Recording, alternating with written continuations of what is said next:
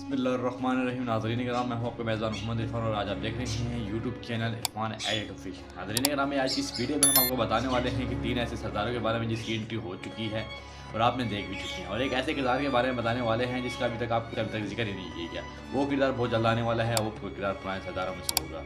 नाज़रीन, अगर video start करने से पहले आपसे गुजारिश करेंगे, अगर आप हमारे चैनल में न्यू है, चैनल को सब्सक्राइब करके जाइएगा, हमारी वीडियो को फुल वॉच कर लीजिएगा। नाज़रीन, हमें सबसे पहले बात करेंगे इमरान तगीन के बारे में, जो कि एक रूमी जल्लाद के तौर पे साबित हुआ। ये एक नया किरदार है जो कि तुर्क सरदार था।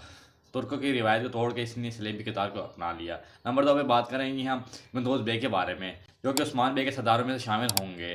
नंबर 3 पे हम बात करने वाले हैं जो हुई थी, उसका नाम अल्जम खतून है, जो कि अभी वो तुर्क सरदार की बेटी होती है, यानी कि ना कि उसकी भाभी। नाज़रीन, अभी हम चौथे किरदार के बारे में बात करने वाले हैं। वो चौथा किरदार तुर्गुत साहब का होगा। नाज़रीन, अभी आपने तुर्गुत साहब को बहुत पहले अरसे बाद देखा था, यानी सीजन 4 में आपने देखा था। सीजन 5 के बाद वो हज पे चला गया था, यानी सीजन 4 के आखिर में आपने देखा था उसको हज पे रवाना कर दिया गया था। देखा जाएगा कि तुर्गुत बे बहुत जल्द एंट्री करेंगे, यानी उस्मान बे किसी मुश्किलात के अंदर शामिल होंगे, और तुर्क मीडिया की तरफ से खबरें भी आ रही हैं कि तुर्गुत बे बहुत जल्द एंट्री करने वाले हैं। अभी इस बात से अंदाजा लगाएंगे कि तुर्गुत बे कुछ ही छोड़ के बाद, यानी 150-151 के बाद वो एंट्री करेंगे। नाज़रीन, इसके बारे में आपकी क्या राय है? कमेंट सेक्शन में मुझे लाजमी जवाब दीजिएगा और हमारे चैनल को सब्सक्राइब करके जाइएगा। आज की वीडियो इतनी, अल्लाह हाफ़िज़।